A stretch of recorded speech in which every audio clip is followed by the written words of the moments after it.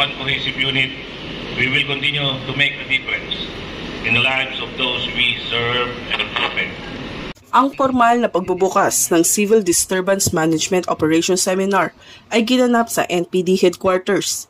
Sa loob ng 5 araw, magkakaroon ng iba't ibang leksyon at pagsasanay ang mga kalahok, kabilang ng paggamit ng CDM equipments at diskarte sa pagkontrol ng sitwasyon at kaguluhan.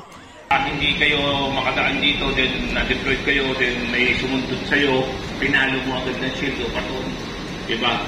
Kasi pagka CDM ka, mapapanood nyo naman yan sa mga palabas, diba ka? Maximum tolerance. Layunin nitong mapalakas ang kasanayan ng mga kapulisan upang tumugon sa kaguluhan habang ginagalang ang karapatang pantao. Ang pagbubukas ng seminar na ito ay mahalaga upang matiyak na handa at may sapat na kalaman ang ating mga kapulisan sa pagharap sa anumang uri ng paglabag sa kapayapaan habang pinapatubad ang maximum tolerance. Mula rito sa Northern Police District, ako po ang inyong PNN correspondent, Patrolwoman Blazelan Esperanza, alagad ng batas, tagataguyod ng Balitang Pulis.